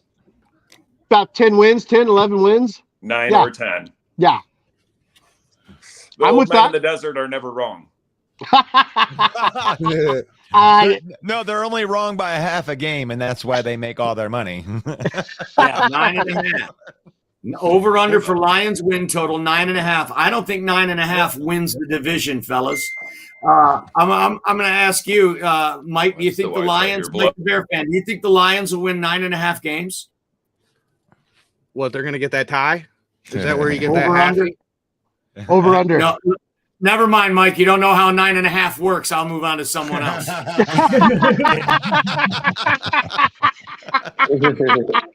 Do you think the Lions will go over or under 9.5? I got them over that, man. At least 10. And Yeah, Wow, that's where I got us. I got them at least 10. Homer alert. Homer alert. You guys. It's only going to be. I'm telling you guys right now. It's only going to be 11 wins needed for this division. Yeah, exactly. And I agree with that. Well, the Packers will have 12, so I guess we take right. the Don't win. count on that, Bill. I also predict the Lions will go over 9.5. Let's kick this whole question around. Bill, the Packer fan, Detroit Lions over 9.5. I'm gonna say under. Under 9.5. Yeah. Mike the Bear fan will try again. I'll say over. Shut up, Mike. Over. Okay. Over. Okay. All right. Next question. John Dorn, over or under 9.5 for the same old Lions. Fool's Gold Lions, I say under. All right. I love it. Best take it tonight. All right, Ken Bear down Doty. I'm going to go with the over. All right. All right. Homer alert. And Homer Detroit alert. Dom, you posed the question. Tell me, do the Lions go over 9.5? Oh, did he get kicked off or log out? Hello, Dom. You there, Dom? You there? Hello. All right. Hello. Dom. Well, Interesting. Last year it was 6.5. This year it's 9.5 for the Detroit Lions. A lot of optimism in Detroit. But I totally got to agree with all of you opposing fan bases when you say, stop celebrating a 9-8 season when you didn't make the playoffs. You haven't won a damn thing in 60 years. You guys got a real legitimate argument there, okay? You do. But as my good friend Russell Wayne says, fuck you. We're going to root for him. We're going to lay it on. We had the best season we've had in a long time. We are going to keep on going. It's not so much. It's not so much of the 9 wins. It's just how you started off 1-6, bro. You got to think. It's not many teams that end up with that many wins starting off that fucking bad. Well, Dan Campbell, you can never put a winning season together. Especially off the finishing on the 8-2 stretch. That's right. That's right. Thank God for Ben Johnson to save that fucking team. We love Ben Johnson, and I'll give a big shout out to him, John. He was a big part of this turnaround, I love man. when Dorn makes comments that makes it obvious that he doesn't watch other teams play football. I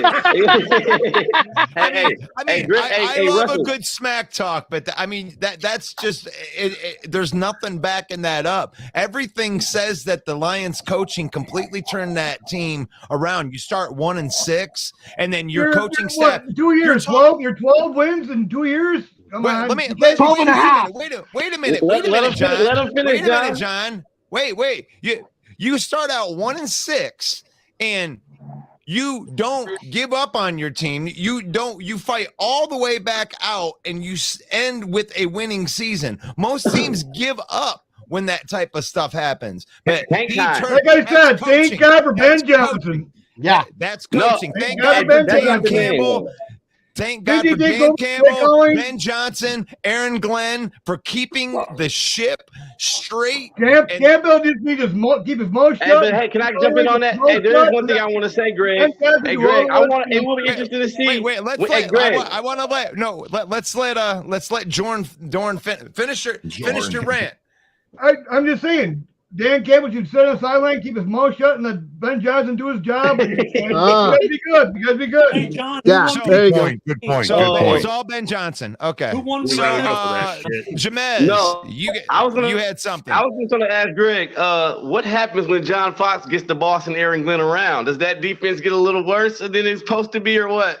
Nah, man. No, you got John Fox over there, man. He's probably a little bit past his prime, man. He absolutely passed his prime. But, we did this thing a couple of years ago. Packers fans will know this name very well. We brought in Dom Capers as a senior assistant. It's just someone to kind of look over his shoulder and see what's going on, man. And to get back to the point, though, look, I understand both sides of the story. Look, I love the optimism for our Lions. Mike alluded to it earlier. I'm not celebrating this offseason, you guys. We still got to get it done. We have struggled out the gate for 2 years in a row. 21, I'll give us a pass because that was a teardown rebuild. Last year, I'll be the first to tell you I was not happy at 1-6. Even with the state of this division, how fluid it is right now, inconsistent it is, I really do have us pegged as the third worst division in the entire NFL. We can't get off to a slow start. And that comes down to coaching. And I do want to give a shout out to John Dorn, though, for giving Ben Johnson a shout out on that, because in all reality, you guys, we went through a period in that 1-6 stretch where our offense stymied, and Dan Campbell looked a little lost. And the reality of it is that Ben Johnson was able to adjust and get this offense going again. And when it all comes down to it, and Aaron Glenn too, I'll give him a shout out. He did much better. And, we're going to give Aaron Glenn some more pieces this year with all these draft picks we have. So I expect big things to come out, but I'm not going to be one of those Lion fans. Right now, I believe that we have the best overall roster in the NFC North. That being said, we got to prove it by winning. I'm tired of the talk. I'm tired of the offseason Super Bowl bull crap, winning the draft. All that looks good, sounds nice, but we got to put it together on the field. And what better year to do it than this year? So, right. And as you know, Mike, hey, this is our Super Bowl. I just want you to know that this is our Super Bowl. Our off season, we have all the hope. Russ. We have all the hope in the world. No, we don't do that anymore. I'm confused. I thought sweeping. We don't do that anymore. Our Let's ask Dom. We didn't get your answer, Dom. Do you think the Lions go over 9.5? I don't know. Just like Vegas doesn't know. Get him, Mike. assuming Okay. that we don't have another game like the Panthers game last year. Yeah. I Good would point. say yes, and I think it's only going to take 10 wins to win the division. I do too. And if you notice, another thing where we are a heavy favorite to win the division in Vegas. Heavy. I think the division is up in the air. I can see the Bears win it. I can see the Vikings win it. I can see the Packers win it. I can see the Lions win it. Yeah. Hey, John, say that again. Say that first bit again. And say the Packers twice. And Don't Packers do win it. that. Don't do that, John. Man. Bill in a menacing voice. Say the Packers twice. Packers You know what's do have a good bear for fan you, here, Mike. Let John. me tell you this real quick. Put up some drywall, lay some carpeting, maybe add an extra half bath. Get real comfortable in that basement. You're going to be there a while. Well, hey, Dom. man. Hey, Dom. Well, don't forget that you've been down there so long, your ass imprint's still in the couch, bud. There's some truth to that. Hey, no attention to those little Hey, just flip the those little cushion. splotches on You'll the be all couch. right. But we were what? One of three teams in the whole NFL to go 5-1 in All our right. division. Yeah. Let's like it. rein this conversation in, guys. Yes. Let's rein it in now. Come on Reel now. it in, Mike. All right, It's Reel about it our in. great This history. is the NFC North Open Mic Night. As you can see, it's friendly, competitive banter between the NFC North teams, and we appreciate everyone putting their comments in. We're going to get to them in a minute. But before we start coming down the home stretch here, I want to talk about the NFL draft. The upcoming draft. And I'd also like to talk about the main events draft special happening April 27th at 7 p.m. Eastern time. We are going to go live during the whole draft and give away every pick. In case you don't have cable, if you're a broke ass soybean farmer in Oshkosh and you don't know what picks are coming in, then all you got to do is tune in right here to the main event. We're going to have special guests. I'm sure a lot of our panel that's here tonight will be on the show when their team is on the clock.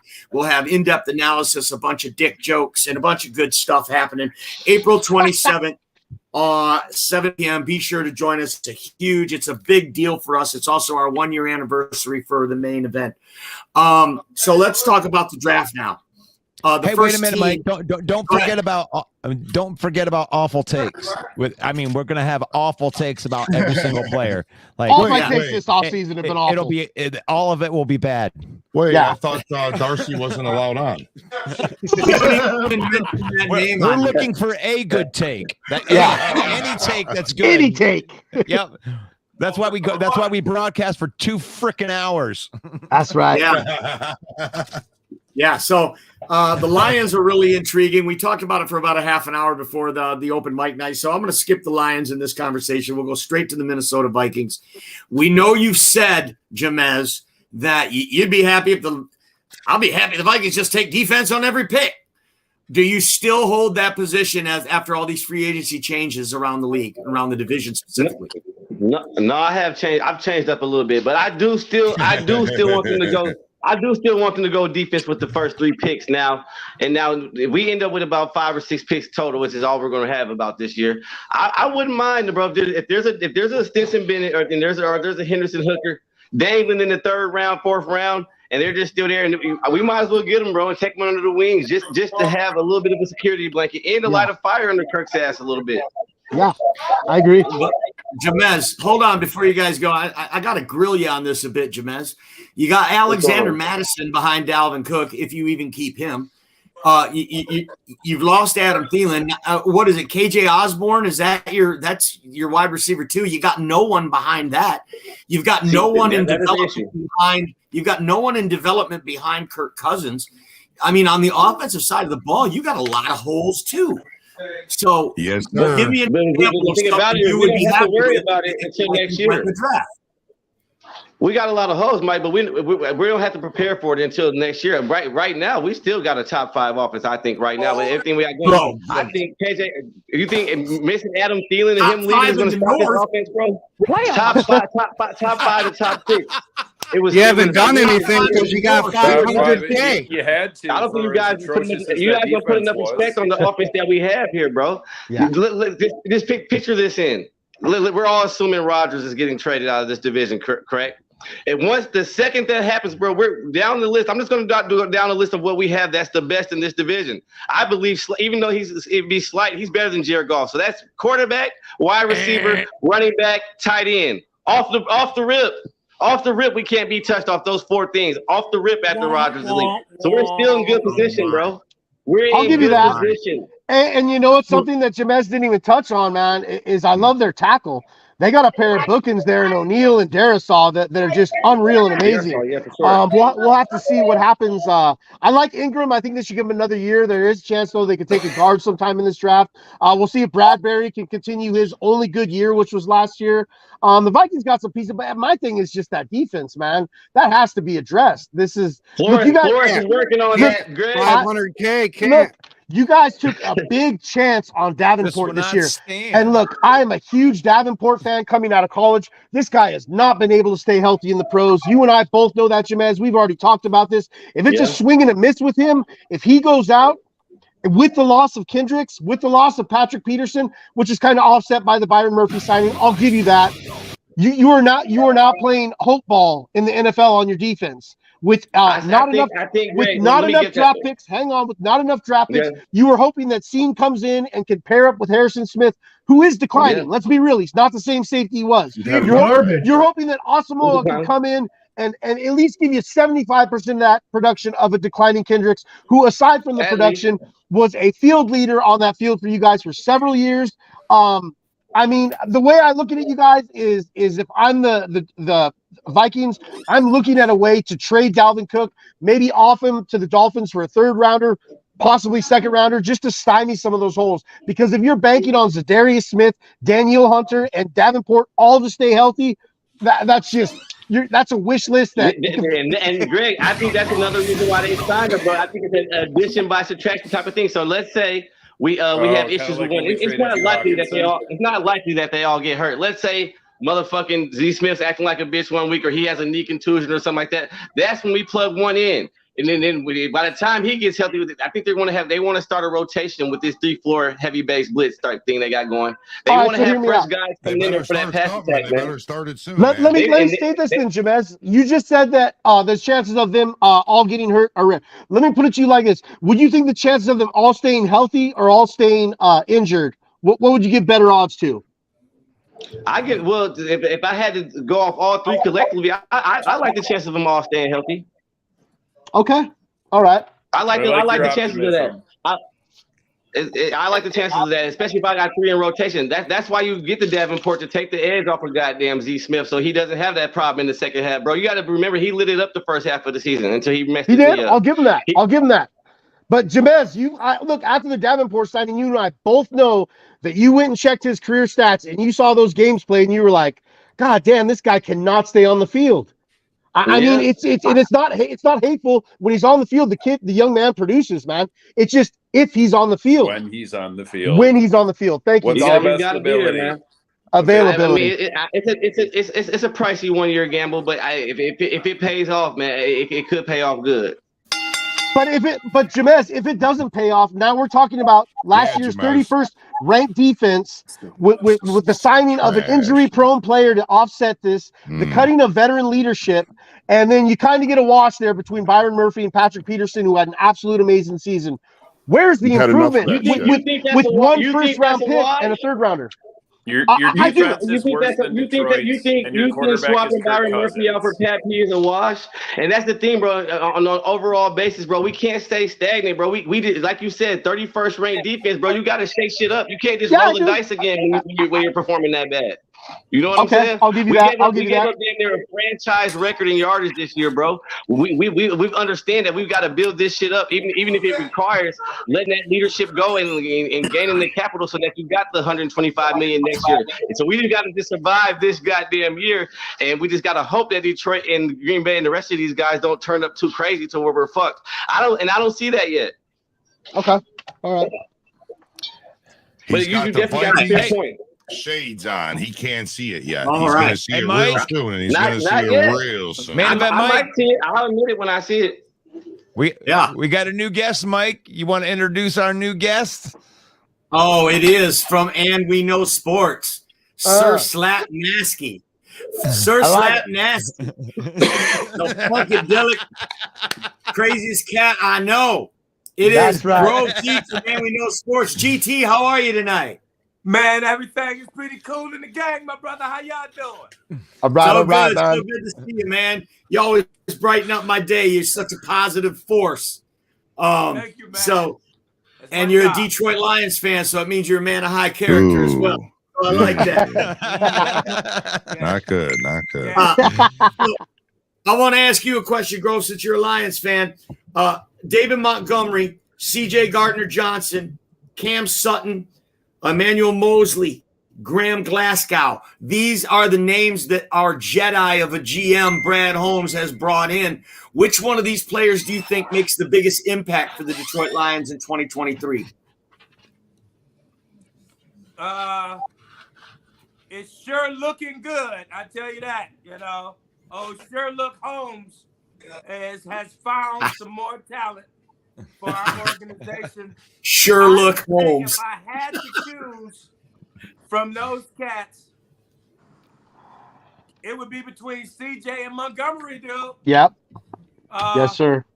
CJ, along with the ball hogging doggone Kirby Joseph, man, I don't see a lot of balls getting in the middle deep, whatever. I love it. And I don't think David Montgomery has had the pleasure of running behind a line like this. Right. So I don't think the NFL has yet to see what he can really be, because he was a beast, with Chicago. I'm not sorry that they lost him, but I'm glad we got him. Exactly. 1,700 total yards for Montgomery. Watch. Did you say Sherlock Holmes? That's right. Sherlock, baby. That's right. That's it. Sherlock Holmes. So elementary, my dear Sherlock Campbell. Or S-U-R-E. Right, S-U-R-E. You all need to excuse me. I got to run over to GoDaddy and buy SherlockHolmes.com real quick. Nice. I'm telling you. Nice. You can put it in a collection right there next to Matt Patricia's stupid face. my next question is for Bill the Packer fan. Bill the Packer fan, I want to turn your own words against you here for a minute. Sure, man. And I'm going to ask you the question you're always asking everyone else. Are you ready? Sure. Yeah, fire away. So who are you developing behind Jordan Love? Who's part of the process we got going behind Jordan Love now? After this draft, we may have somebody. True. You never know after this draft. Oh, maybe the Packers take a quarterback in the draft. That's where I was going with this. Do you think the Packers in a later round, they pick up a QB? Yeah, probably in the later rounds for sure, at least for a good backup for him, because we currently don't have a backup. So, they were. Yep. No, there wasn't too many bodies that hit the floor. Just hopefully Aaron Rodgers in New York. So, all these early mocks, all these things, all these clips and pictures that the main event's been putting out on all these prospects, the Meet the Prospect series. We've really been highlighting some of these prospects. Bill, I want to ask you: is there any of these quarterbacks that interest you as a Green Bay Packer, future Green Bay Packer? None that'll be around in the later rounds. They're all going to be gone in the first few picks. So. True. You don't like the guy from Purdue? I'm not even sure who he is. I've never Aiden even heard O'Connell. of him. Aiden, Max Dugan. DTR. There's some decent later round prospects that could maybe hit. I mean, is it really Dugan? Is it really? So, hey, main event, Mike, could I do a Build a Packer fan and flip it on you? Are you guys going to get a quarterback this year? Ooh, I don't think there's any doubt. I don't think there's any doubt, Bill, that the Lions come out of this draft with a quarterback at some point.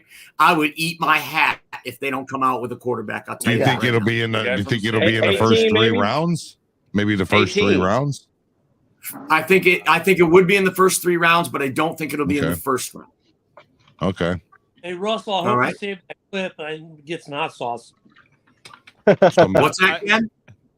Save that clip and get Mike some hot sauce if they don't draft well, that. Well, that's all right. We're going to send it around. How about you, Greg? How about you answer that question?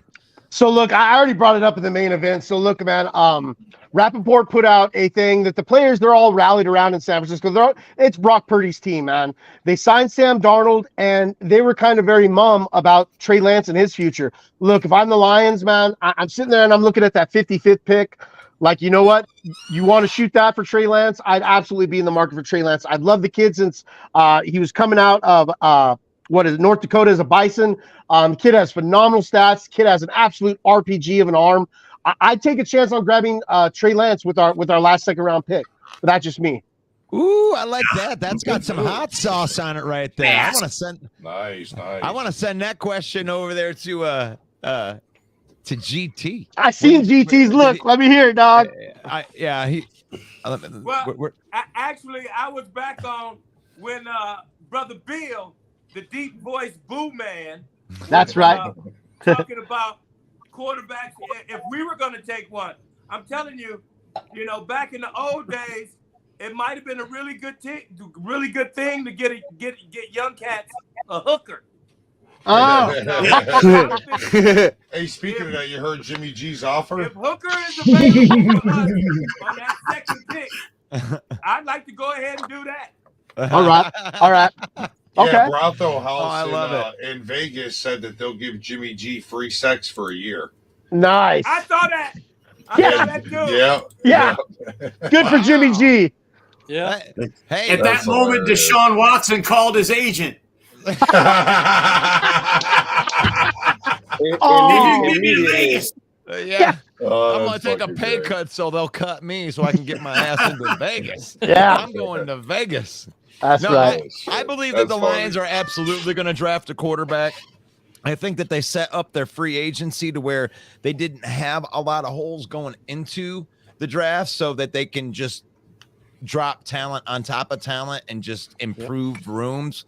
So I absolutely think that quarterback is on the table at any of the picks. Yes. In first round, second round, third round. It just depends. And Brad, we trust. Yes, sir. If the guy Brad likes, he'll take him when he's there. If there's a guy Brad likes, I'm sure of it. Did we lose Detroit Dom? I think he did. He keeps on cutting in and out. I think that he's having bad internet. Does anybody else want to hit their team on the court? How about you, Jamez? I mean, you got the Cousins experiment. Yeah, but we didn't ask him from his perspective. Are you guys? I mean, would you take a quarterback at any point in this draft to replace Cousins? I think they might, man. But I could see it being the exact last pick that we have, man. The last pick for the Vikings in the draft. And I hopefully maybe I don't know if it's a Stetson Bennett or something like that. Something that could build for at least a year or two. Yeah. What if they use their first round pick on it? Would you criticize it? Depending on who they got, man, I really wouldn't be mad at it, man. If they now, like I said, man, I saw a mock draft where they said they got Will Levis sliding into us at 23, man. You never know. Yeah, true. But as main event Mike would say, if they did that, I would say you must be Quezzy. I know. I heard the Vikings are going to trade a Packers for Edling for a first round, I guess. As long as I don't see a trade, as long as I don't see a trade back, I'm cool with it. I've seen a few articles of Hendon Hooker being snatched up in the first round. Would that tick you off there, Jamez? You're gonna have to probably sit a year, but no, the most I haven't seen one where he's drafted before the third round. I'm with Jamez. I agree. I've done like 18 of them, and he's always fell pretty low. Well, how about that for a question for you, G? I would like to know if Hendon Hooker's on the board at 18 and Brad Holmes pulls the trigger at 18. Does that bother you? Remember, he's got a torn ACL. Bothers me now. Yeah. I wouldn't be jumping for joy. But I'm like, okay, let's see. I'm thinking more, that second pick in the second round. Just like my man was saying, I haven't seen him going, third round a lot, So if he's there for us after we get 3 nice picks, I'm with it, But if he gets him at 18, I'll be cool. I mean, because he had 6th, 7th, 5th round picks last year that all contributed, so and it would be and from the beauty perspective of like that pick was the pick that we got from 18 wouldn't be, that would be our other pick, never mind. Strat reverse that, but if we used one of our first round picks on it, it would kind of signify there's the moving on from Stafford or whatever, what we got from Stafford in that regard. But I messed my take up. Like I said, it's a horrible take Monday, and I am no exception. Every year quarterbacks drive the draft. Every year quarterbacks drive the draft. They drive the speculation. Even last year, only one quarterback taken in the first round, but everyone was talking about those teams at the front of the draft. The truth is the draft class was so weak at quarterback, the evaluators and the GMs just didn't want to pull the trigger that early, and it turned out to probably be a good move.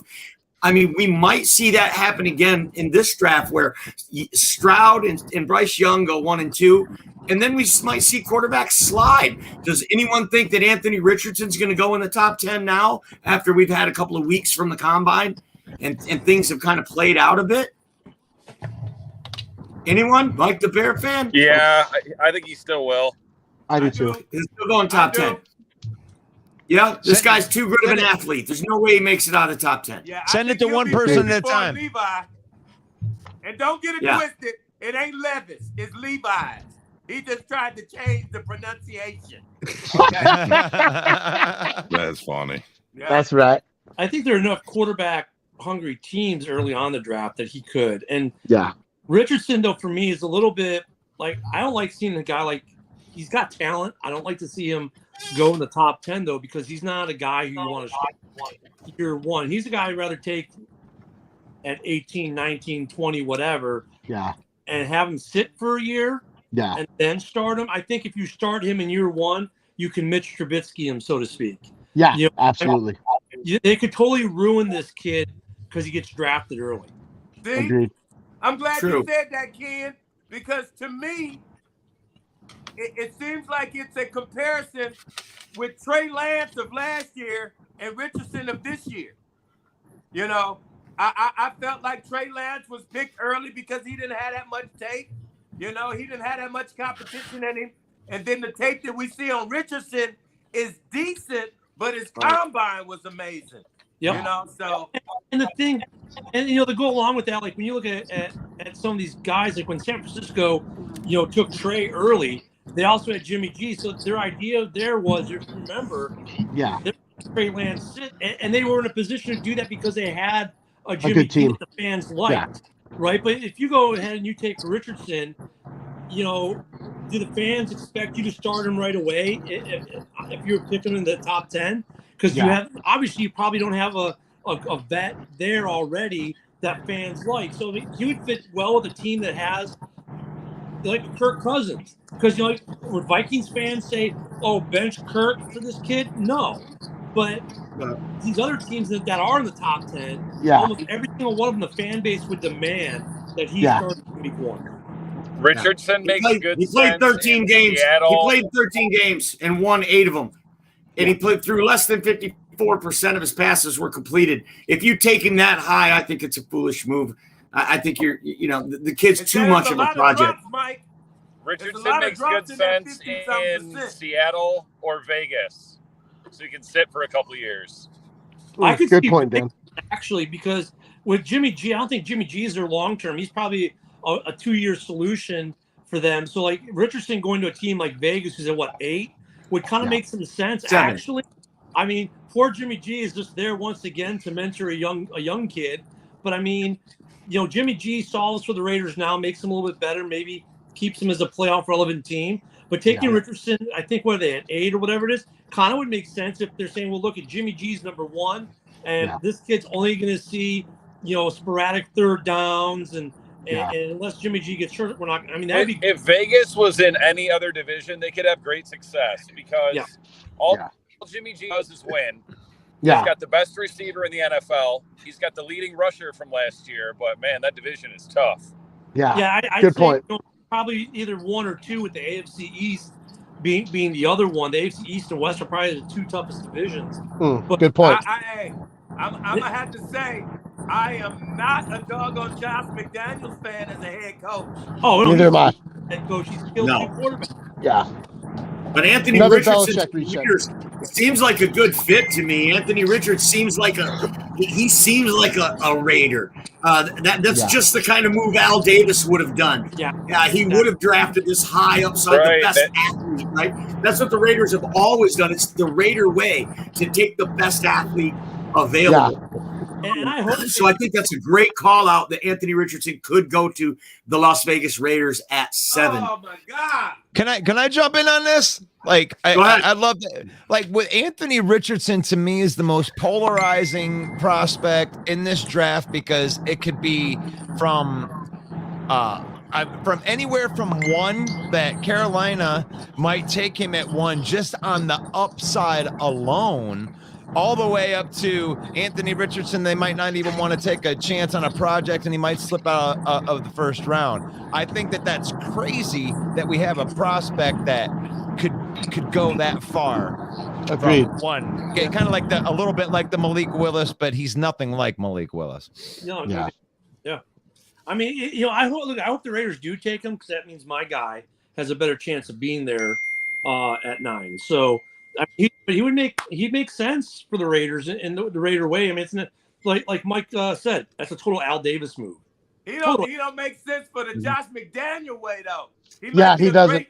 A great Raider, but Josh wouldn't know what to do with him. I know. Josh has only dealt with pocket cats, really. I think Josh is fired by the end of this year. If the Raiders, I do too. Thank you. Josh is gone again. Yep. I mean, he killed. Like, when we get to Denver, within 2 weeks, he ran Jay Cutler out of town, who had great success in Denver. Yeah, the team was going places, and then he stopped Denver dead in its tracks. They brought in Neckbeard. I love Kyle Orton, but Kyle Orton wasn't the quarterback that offense needed back then. He killed Denver, and he killed Vegas last year. Yeah, he's a terrible coach. Thank you. Yeah, I can't stand Josh McDaniels either. Another Belichick reject. Yeah. So there it is. Will Levis, I do think he's going to slip. I do think he slips. So there is a chance that he could make it all the way down to the Minnesota Vikings at 23. I've seen some mocks predicting that. Hendon Hooker, I would love to get him in the second. He does have a torn ACL, so he's a Lion. He's a potential Lion there with a torn ACL. But hey, I'll tell you what, it's been a great show, and we'd like to thank every one of you for coming on. Be sure to check out Bill the Packer Fan, the Hallis Hall Report with Mike the Bear Fan, Minneapolis, Minnesota. And we know sports GT, Flaboom GT and John Fontaine. A bunch, you know what? Russ and I appreciate each and every one of you guys for spending some of your time and your knowledge with us tonight. And for all those people that tuned in and all those people that put in your comments, thank you to you as well. Be sure to tune into our draft special on April the 27th at 7 p.m. Eastern time. We'll be going live, giving everyone the picks with analysis. So for Russell Wayne and our headliner panel, I am Main Event Mike saying, God bless each and every one of you. Peace out. Bear down. Go. Same old Lions. John Fools gold. Oh, it's good stuff.